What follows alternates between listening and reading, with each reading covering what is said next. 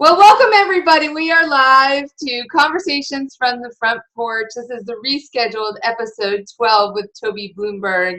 And the thing with, we're getting started late for those of you who have been patient, and I thank you for waiting. We had a little bit of technical difficulty in the beginning. So now we're going to just have Toby say hi to everybody real briefly so you can see her. So Toby, will you say hi? Hi, everybody. Thank you so much for your patience. Yay. Okay, good. So I'm going to rush through the housekeeping stuff. First of all, Reinvention Conversations from the Front Porch is brought to you by Reinvention Works. We are the destination for all things related to reinvention, designed to help empower and provide community and support to people who are going through reinvention. And tonight's episode with Toby Bloomberg is going to feature her reinvention journey. We are going to try to still stay on time, so I'm going to keep my questions shorter, and we'll stop at the top of the hour at 9 p.m. Eastern Time, whereby I'll turn it over to you folks to ask questions of Toby, and then she will be able to answer your questions live. In the meantime, I'm going to give Toby about 5 minutes now. Toby, I'm going to time you to tell everybody about a little bit about your background and your reinventions in life and how you got to where you are today. So okay, can I take a sip of this wine before the wine. We're supposed to be comfortable here. I don't know if I'm comfortable yet, so let me have some more. You're not. Okay, so big question. My reinventions in life. I started out as, in my college days, which I guess is a whole nother lifetime, as a theater major. And when I told my father that I was going into school to be a theater major, he wasn't really happy. And then when I brought home my first semester of really good grades, and I was so excited, he turned to me and he said, "Well, Toby, of course you've got good grades. That's all basket weaving stuff." However, at the end of the day, I can do a pretty decent presentation, and I think everything worked out for the best. Because look, we're here doing these videos now. That's right. Right. Along the way, I started to work for my dad, who had a marketing research business, so I have a background in research. And I'm in Atlanta. I'm from Boston, so I can talk very quickly. I came to Atlanta to do an MBA program at Emory and just stayed because the weather was better. I never wanted to shovel snow again, and here I am. Along the way, I have had a couple of reinventions, I guess, if that's the way to put it. I worked with a nonprofit organization or quasi-nonprofit organization that supported small businesses. And then from there, I went to the Georgia Lottery. So I worked with small businesses, and then I worked for a very large government quasi-private corporation. And then my job was eliminated. And yes, but it was great fun giving money to people. So at that point, it was at the end of the 90s, and I looked around and I thought, well, what's going on here? And something called the internet was happening. I thought, well, this is really interesting. And I happened to hook up with a company called Thinking Capital. Is that not a fantastic name? Thinking Capital. And we were working with companies like Lucent Technologies, and we were putting together programs for them, and it was so exciting. And then the bubble burst. And then I went off and I did some traditional marketing stuff, and I knew something was missing. And then the internet started to bubble up again. And in 2004, I launched my blog, Diva Marketing. This is before the Diva Foodies thing, but you know, the brand thing continues. Mm-hmm. The brand thing continues. And I launched it because I was doing workshops for small business that you have threads in life along the way, and that was one of the threads. And I was talking about this cool thing called a blog where these small businesses could be online for free. And a friend of mine said, no, you can't talk about blogs unless you're actually participating in the blogosphere. I said, Dana, you're crazy. I can talk about anything I want as long as I understand and can get the concepts across. He said, no, Toby, this is different. So I started this blog only to make sure that I understood the concepts. Literally within days, people were emailing me, they were commenting on my posts, they were welcoming me to the blogosphere. I mean, when I launched my website, I don't know about you, Hollis, but nobody welcomed me to the World Wide Web. But these people were so friendly. And Yvonne DeVita, who you had on a few weeks ago, was one of those wonderful women who reached out. And I realized that what was missing in the online world was the connection between people and concepts and companies and the brand, and that blogs could pull that all together. And took a couple of passes, went off on my own, did some presentations and seminars for the American Marketing Association, which put me on a path that I had no intention of going on because nobody was doing blogs for business at that point, or very few people. And so one thing happened after another, and I had a consulting business that was talking about blogs and that was also doing now social media. And then, unbeknownst to me, something else happened that would change my path in my career. And that was, I was offered a position with a major media corporation here in Atlanta. I was so excited. It was my absolute perfect job. And so I said yes. And I spent about a year and a half working with 70 radio, TV, and newspaper outlets across the country. It was an amazing position. And then, as many of you, I'm sure, have experienced again, they reorganized, and they reorganized my department out. So I was left sort of in a quandary. Was I going to go back to my business? Was I going to stay in corporate America? I really liked working in that team environment. I loved working in media. It fit my background, my theater background, and I had some television in that as well. And I knew what to do, and I interviewed, and there was nothing. And so one day, as Hollis had written on my intro on your site, thank you, Hollis, it was a snowy week in Atlanta, and I found myself watching television to just kill some time and doing some cooking. And all of a sudden I realized, wait a minute, Toby, you're watching hours and hours and hours of food TV, and you're cooking, and maybe you can put this together. And at that point, I was talking to a lot of people. And this one friend of mine said, you have to be intentional. And I said to him, Derek, I haven't heard people say that word in a business setting. You have to be intentional. And he didn't say you have to set goals. He didn't say you have to have a mission statement. He said you have to be intentional. And that put things in a really different perspective for me.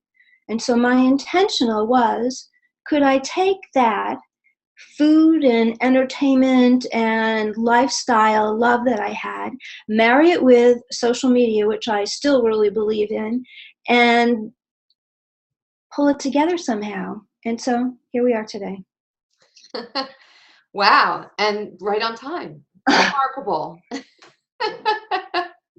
So, in a lot of ways, this background introduction set the tone and answered some of my questions that I was going to ask you about. For example, did you, choose to do your reinvention as you did, or was it something that kind of you were thrust upon a situation and you had to cope with it? So it sounds to me like a combination. And that seems to be your pattern of sort of your coping mechanism seems to be to take the bull by the horns. Yeah, that's an excellent way of putting it. I guess so. It does seem to be my pattern. When something happens on the career job front in a corporate world, I go off on my own. So you're very astute. I wonder if you would mind. I think a lot of people in our audience are in at least the middle of their careers, if not a little further past the middle. They're not necessarily in retirement mode, but they might be thinking about retirement. So the notion of reinventing at an older point in life, is that ever daunting? And what about now as compared to when you were younger and a theater major? To be quite honest, I don't really think about it much. I just think about, this is something that I want to do. And can we take a step backwards, or sideways? So when we think about reinvention, we think about going into a different area that we've had before. But I think there's a step before that, Hollis. I think that step is reimagination. So before you can reinvent, you have to be able to reimagine yourself in a different situation and then take that and turn it into a career reinvention, a work reinvention. But you can't do the reinvention unless you first reimagine. And that's what I was doing. Before I could reinvent my business, I had to reimagine. And the clues that I had was that I was watching all this silly television, and I was online doing this stuff, and I thought, maybe I can see myself, maybe I can envision, maybe I can reimagine who I am. And I think that the reinvention is really the nuts and the bolts and how to get to what you really want to do. Does that make sense to you? Yes. So again, sort of how do we make that reimagining more deliberate and intentional? If you were to, sort of say to somebody, okay, we have to reimagine, what would you say the process is? That's an excellent question, and it's a really hard question for me to answer because I struggled with that when I was looking for where I wanted to go. And people would ask me, what do you want to do? Because in order for them to help me, they needed to know. And I would say, well, I want to do something in social media. I think you have to find an aha moment, and that's really squishy. It's not something that you can find in a book, but I think you have to find that aha moment, and you have to find something that resonates within yourself, within your own interests and passions. So what I've learned over the past several months in working with these food TV chefs, so let me digress just slightly. One of the things that we're doing with Diva Foodies is we decided to do a food chat. And so our food chat is Food TV Chat. It's the only chat that brings together TV chefs, contestants, and audience or fans in a Twitter chat. And what I've learned from these chefs is that you have to be true to yourself, and you have to stay true to your passions.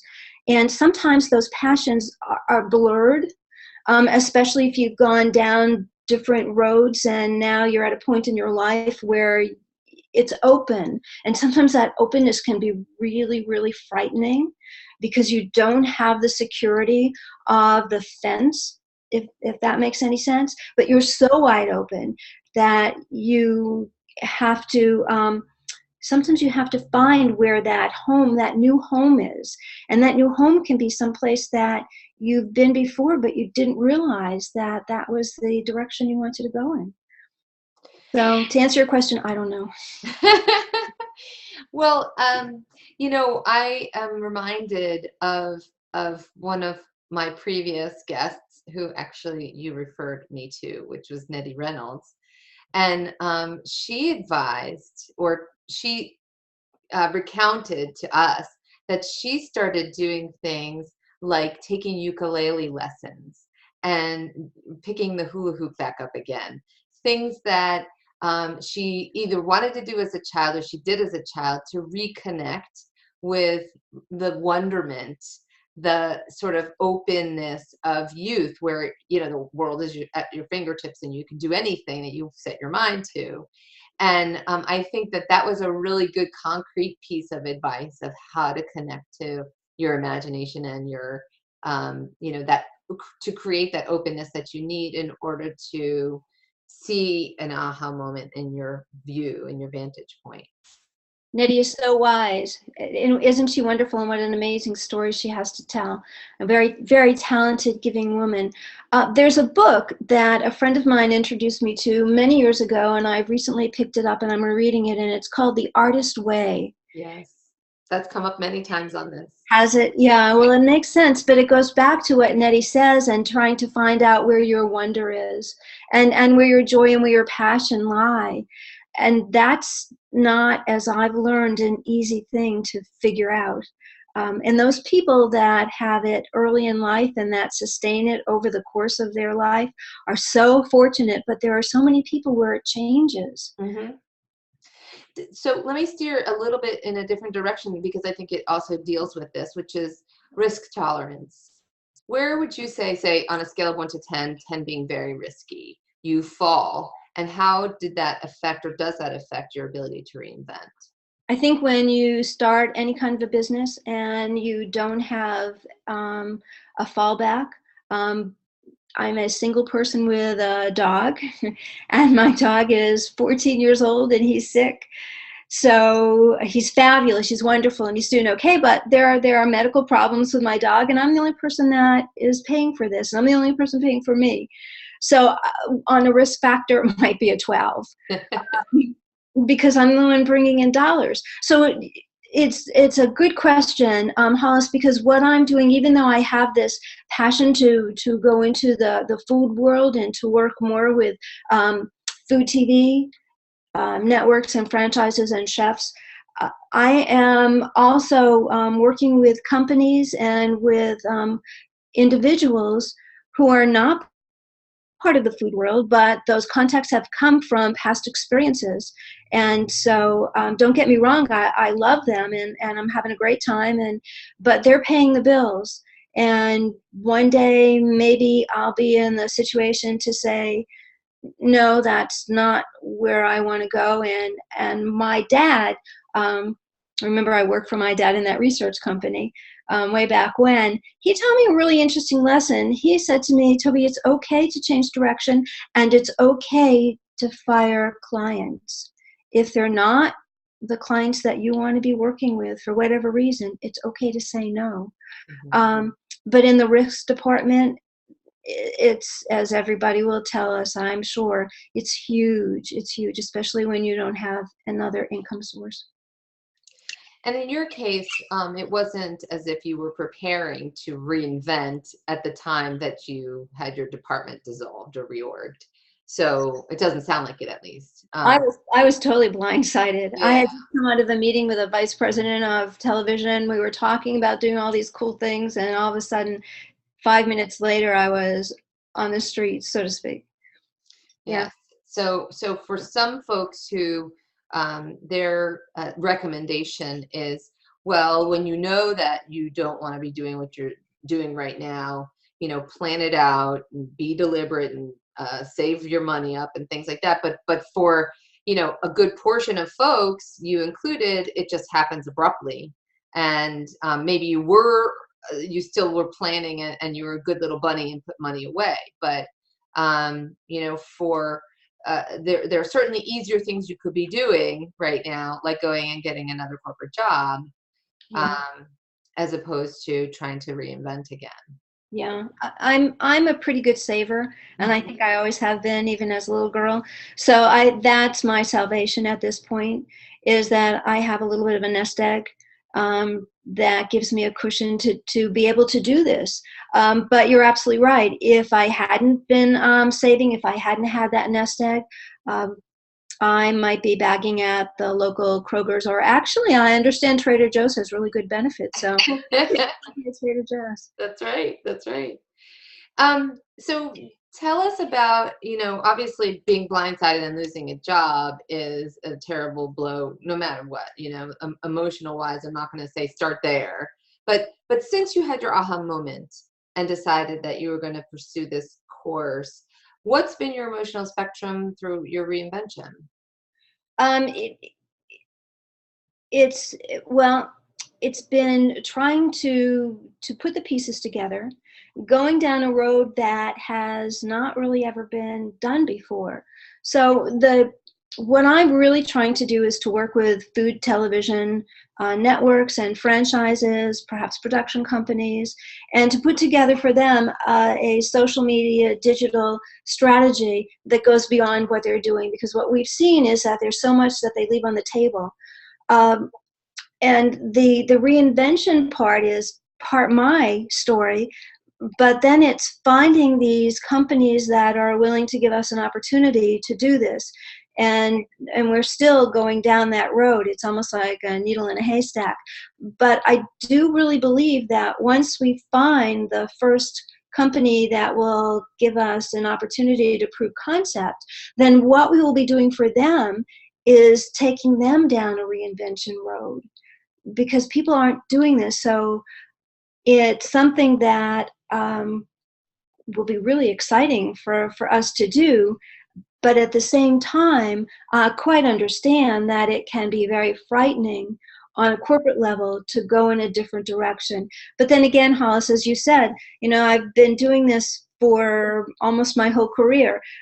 When I started with Interactive and when I started with blogs, trying to explain to people that it's okay to talk in a regular, natural voice, that it's all right to be transparent, that it's okay not to always put out traditional advertising. That doesn't mean that you can't integrate. And I'm a huge proponent of integration of marketing tactics. But to bring in something new, hugely frightening. Mm-hmm. And it sounds like, and I don't want to get too deep into this, so I'm just going to gloss over it. But the word fear and fright has come up multiple times. So maybe we'll revisit that. I do want to give the audience some time, because we're just about at the top of the hour, to ask questions, and I can also throw in some of my questions if the stream slows down. But I want to give them their turn. And everybody listening, I'm really sorry that we haven't been able to cover more ground with Toby. If we leave any unanswered questions on the table, including me, I will email Toby, have her respond, and we'll post them up for you, or distribute them to you folks who are listening. So thank you very much for your patience. So let's move on to the Q&A section. And I see, Toby, what I'm going to do, because we didn't get a chance to explain this, I'm going to read the questions to you, so you don't need to worry about the box, but I'm going to read the questions to you. So let's start with, people can keep themselves anonymous if they don't want to be revealed. So Spidergram asks, have you found that one door closing has helped you see new opportunities that have been more fulfilling to explore that you may never have found had you stayed in your corporate job? Oh my gosh, yes, yes, yes, a million times yes. It was my part of my corporate job that gave me the foundation to go off, and also the credibility to go off and do these other things. And the blogging thing specifically, back in 2004, nobody was doing blogging, and I just happened to be at the right place at the right time. And the American Marketing Association asked if I would put together a workshop for them, and we went to 6 or 7 cities in 10 months. It was an amazing adventure, and I met people and I did things that I would have never in my imagination, and I have a pretty good imagination, thought that I would be doing. So yes, you're absolutely right. Great. And what about, you've talked a lot about social media, so I'm assuming that that's one of your tool sets that you've used in your own reinvention. Are there any other tools or technologies that you've used that you recommend? Networking, talking to people, interviewing people that you want to go down a path where they are. But networking is huge, and one step leads to the next, to the next, to the next, and that's how I met Hollis, through networking through Yvonne. I'm a huge proponent. I think that LinkedIn is great for B2B, especially if you're active in groups. And if you do nothing else, beef up your LinkedIn profile so that if somebody comes and looks at it, no matter where you're going, they'll know who you are. The other thing, and I'm surprised that people are surprised, but is Twitter. And I found that I'm making huge connections and developing relationships in the food world specifically on Twitter. And it's because we are really working the channel. So we're not just broadcasting out, but we are having conversations with people. We are retweeting them. We are helping them along the way. But that channel has been really interesting for us to explore, and again, to make very valuable networking connections. Great. I have another question here. What books, blogs, or anything else would you recommend that people read? That's a really good question. Read Hollis's. Yvonne DeVita has a great blog that's coming up, and she's changed the name of it. It used to be Lipsticking. Really, it depends. I'm going to give you a marketing answer. It depends upon your interests. So the blogs and posts that, and the people that I follow may not be appropriate for everybody, but if you are going down a healthcare road, there are tons of people that are talking about that. There are new books coming out every single day.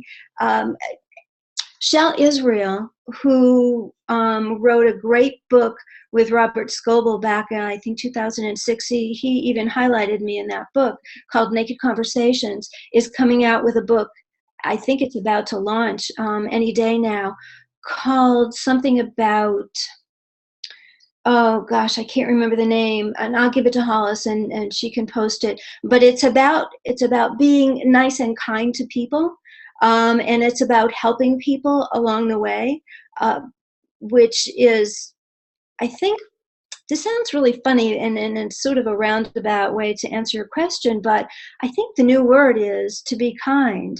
And so that's what we're learning over and over again in the social world, that in order to help get to where you want to be, if you're kind to other people, then they'll help you as well. So, Toby, you have just like totally softballed me. I have a post coming out about that very soon. So, oh, good. yeah. And what about any specific steps or, we talked about opening up your mind to reimagination before reinvention, that reinvention is deliberate. Do you have any kind of, if you think back and recognize the things that really worked for you, do you have anything that's specific and concrete that the audience can put into use now? Take a look at where the trends are. I mean, if you want something really concrete, take a look at where the trends are within your particular business. So right now in digital, it's video, and more video apps are coming out every day. So and make time. This is something that I try to do even in a corporate arena. So you have so little time and there's so much pressure on you, but take a little bit of your day and actually schedule this for what the techies call sandboxing. And that means playing around with something that you expect no results from except to learn. And it could be a new technology, it could be a book, it could be taking a walk along the beach or in the city. When I was at this media company one day, these people must have thought I was totally nuts. But I said to them, we're going to take a walk.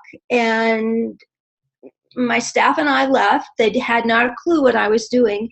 And I'm in Atlanta, and they had just opened a Ferris wheel. And so I said, we're going to go on the Ferris wheel. And they looked at me and they said, well, this is a fun way to spend the afternoon. And so we were on the Ferris wheel, and I had very specific ideas about why we were doing this. And I said, as we're going up, you have a lot of detail that you can see. You can see the people, you can see the trees, you can see the buildings. The further up you go, the higher your view is. It's a more strategic view. You can't really see the details, but you can see the big picture. And then we came back down again, and I said, notice how the big picture now goes into the details. And then it came back up again. And then we looked at the strategic part of it, and then we went back down. We looked at the details. So things like that seem totally off the wall can really help you spark something. So, I mean, one of my most favorite things is just to walk along the ocean. Yeah, yeah. I mean, it's almost like a getting yourself out of your comfort zone, but it's not so uncomfortable. It's just getting yourself out of your zone. Yeah, and looking at the world a little differently. Yeah, yeah. We have a comment of great analogy, and that's from someone who's very famous for analogies. So Toby, do you think that reinvention is for everybody? I want to say reinvention is for people that don't want to stay in the same box their whole entire life.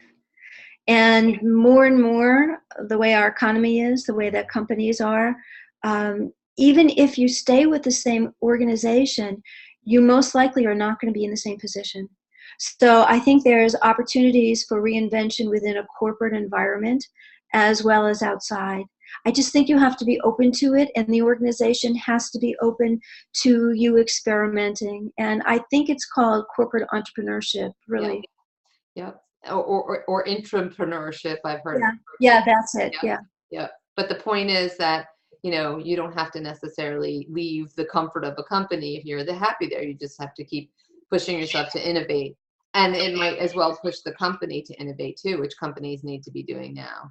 And the people, because it all starts with the people.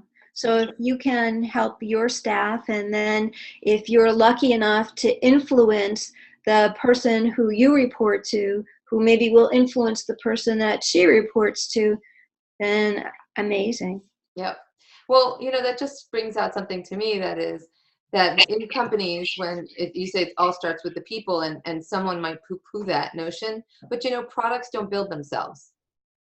And engineering doesn't just happen. So some spark has to be behind that, and that generally is coming from people. Has to be. Yep. Yeah. I mean, even though robots are taking over more and more, and I saw one the other day that was decorating cakes, and I put out a post to the chefs and I said, what do you think of this? And the chef said, one guy came back to me and he said, I don't think you should ever give away your craft. Wow, that's pretty intense. Yeah, for sure. Well, what I want to do now is I want to wrap this up and share my screen and give everybody your information, and give you a chance to, do any of your own last minute plugs, of course. So let's do this. Let's have me share my screen, and if you just bear with me a second. So what we've got coming up, of course, today is Toby, and here's how you can contact Toby, everybody. She's on Twitter, as she said, she loves Twitter, at Toby Diva, and her company is at Diva Foodies. Do you want to give your Twitter chat handle again? Yeah, it's at Toby Diva, and that's a social media and corporate, and at Diva Foodies is pretty much food, and there you go. I'm also on LinkedIn. What's your hashtag? Hashtag Diva Foodies are, and then the other that I'd love is if you guys could join us Thursday night, 7:00 Eastern, for a hashtag Food TV chat. And this week we're bringing in one of the finalists from Food Network All Star. So cool. And what time again is that? 7 p.m. Eastern. 7 p.m. Eastern on what day of the week? Thursday, tomorrow. Awesome. Yeah, we're going into month 7. Who ever thought? I know. Well, here we are. We skipped back to you on episode 12, but I think we're going into our episode 19, 17, something like that next week. Congratulations to you. It's a huge difference. Thank you. So speaking of next week, next week's guest is Ayana Asanuga. She worked in corporate finance for 10 years. Her department was also eliminated, Toby. And so she went back and was in school when she had an idea to pursue, and she did, and her story is really interesting as well. So I'd love for everybody to tune in next week. Same time, same bat channel. Tell your friends. Go to reinventionworks.com/webcasts. These are always free. You just need to register. We're also looking for sponsors. Anybody who's interested in reaching an audience of people going through transformation and change. I think it's a fantastic audience to reach. So, and if you want to follow us on Twitter or Instagram or any of your other posts, use the hashtag #ReinventionWorks. So that'll be it for everybody tonight. Toby, I thank you so much for your time and your generous spirit, and I hope you have a wonderful rest of the week, and good luck with your food chat next week. Thank you. Thanks so much. And thank you for your patience. Oh, yes. Well, hey, stuff happens. Yes, we know. All right, everybody. Well, good night. We're going to fade out here and take care. See you next week. Bye now.